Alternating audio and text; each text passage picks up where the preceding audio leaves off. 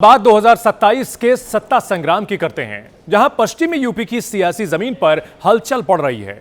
पश्चिमी यूपी की चुनावी पिच पर इस बार मुकाबला काफी कड़ा नजर आ रहा है। सीएम योगी आदित्यनाथ लगातार पश्चिमी यूपी का दौरा कर रहे हैं। शनिवार को भी उन्होंने बुलंदशहर से लेकर अमरोहा और संभल तक में सभाएं की हैं।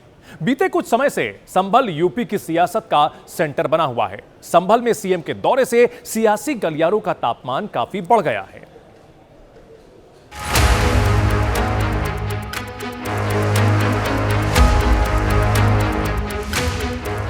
तुर्क की तुर्कई नहीं चलेगी। अब तो संभल में वही होगा जो हरिहर मंदिर का आदेश होगा। संभल की धरती 2027 की चुनावी प्रयोगशाला बन चुकी है। हिंदू मुस्लिम वाले रसायन से इस धरती पर ध्रुवीकरण के प्रयोग की पिच तैयार की जा रही है। सीएम योगी आदित्यनाथ का यह बयान इसी का संकेत है। बीते कुछ वक्त से पश्चिमी यूपी का संभल जिला ध्रुवीकरण की राजनीति का केंद्र बनकर उभरा है। यहां अवैध निर्माण के खिलाफ हुए बुलडोजर एक्शन को भी मुस्लिम विरोधी राजनीति के तौर पर देखा गया है। विपक्ष योगी सरकार के खिलाफ यही आरोप लगाता रहा है।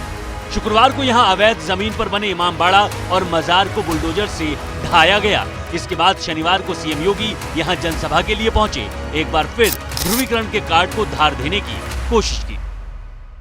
क्या 17 के पहले कोई संभल का नाम लेने की हिम्मत करता था?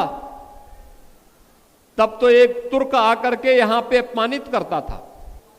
लेकिन अब तुर्क की तुर्कई नहीं चलेगी। अब तो संभल में वही होगा जो हरिहर मंदिर का आदेश होगा। संभल को समाजवादी पार्टी का गढ़ माना जाता है क्योंकि ये मुस्लिम बहुल इलाका है। यही वजह है कि सीएम योगी ध्रुवीकरण कार्ड के जरिए समाजवादी पार्टी के किले में सेंध लगाने की कोशिश कर रहे हैं। संभल में हिंदू आबादी 47% है, जबकि मुस्लिम आबादी 52%। 2022 के चुनाव में समाजवादी पार्टी ने यहां की 3 विधानसभा सीटें जीती, जबकि बीजेपी के खाते में सिर्फ 1 गई। अब 2027 में जीत की हैट्रिक लगाने के इरादे से सीएम योगी का फोकस संभल पर है। यही वजह है कि वो समाजवादी पार्टी के MY यानी मुस्लिम यादव फैक्टर की काट में ध्रुवीकरण का कार्ड चल रही है। हालांकि ये कोशिश सिर्फ संभल तक सीमित नहीं है, बल्कि संभल से लेकर अमरोहा और बुलंदशहर तक सीएम योगी ने यही रणनीति अपनाने की कोशिश की है। लगातार दूसरे दिन विपक्षी पार्टियों को जिन्ना का उपासक बताया है। समाजवादी पार्टी और कांग्रेस के ये लोग जिन्ना के उपासक हैं। इन्हें जब भी मौका मिलेगा ये आपको बांटेंगे, जाति के नाम पर बांटेंगे, क्षेत्र के नाम पे बांटेंगे, विकास में लूट खसोट करेंगे, अराजकता फैलाएंगे, बेटी और व्यापारी की सुरक्षा में सेंध लगाने का कार्य करेंगे।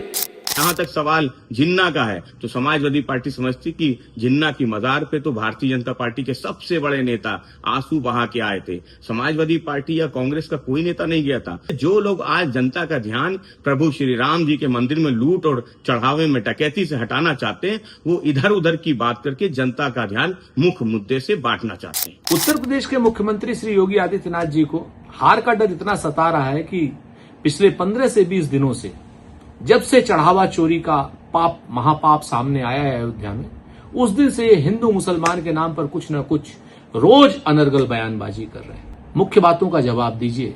भगवान श्री राम के चढ़ावे में चोरी कौन कौन महापापी कर रहे हैं जिनका भाजपा से संबंध है। 2027 के रण में पश्चिमी यूपी पर सत्ता पक्ष और विपक्ष दोनों का फोकस बढ़ा हुआ है, क्योंकि पश्चिमी यूपी की बढ़त लखनऊ तक पहुंचने का रास्ता आसान कर देती है।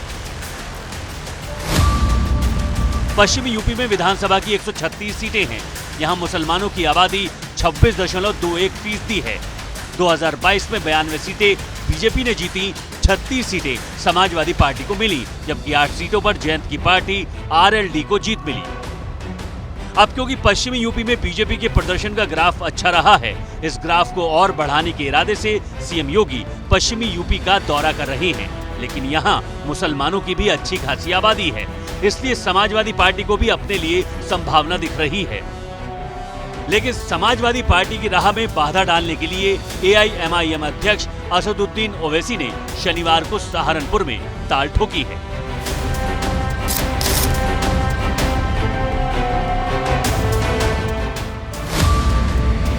सहारनपुर में मुसलमानों की आबादी 42% है। 2022 में यहां बीजेपी का प्रदर्शन काफी अच्छा रहा। पार्टी ने 7 में से 5 सीटें जीती, जबकि 2 सीटें समाजवादी पार्टी को मिली। अब ओवैसी ने भी सहारनपुर से 2027 के चुनाव का बिगुल फूंका है, जो समाजवादी पार्टी के लिए चुनौती खड़ी कर सकता है। ओवैसी की पार्टी लगातार यूपी के मुस्लिम मतदाता को साथ जोड़ने की कोशिश में जुटी है। रामपुर की जौहर यूनिवर्सिटी के मामले में भी एआईएमआईएम ने बढ़ चढ़कर सक्रियता दिखाई है। शुक्रवार को पार्टी के जिला अध्यक्ष ने प्रशासन को एक ज्ञापन सौंपा और यूनिवर्सिटी का ध्वस्तीकरण रोकने की मांग की।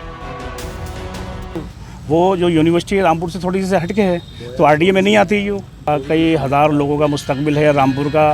पढ़ाई का सरकार तो बेटी बचाओ बेटी पढ़ाओ का नारा देती है, तो इस तरह का अगर ये बिल्डिंगें ध्वस्त होंगी तो भविष्य कहाँ जाएगा बच्चों का। एक तरफ ओवैसी की पार्टी मुस्लिम मतदाता को अपने पाले में लाने की कोशिश कर रही है, दूसरी तरफ मुस्लिम मतदाता के बीच समाजवादी पार्टी के खिलाफ नैरेटिव बनाने की कोशिश में जुटी है।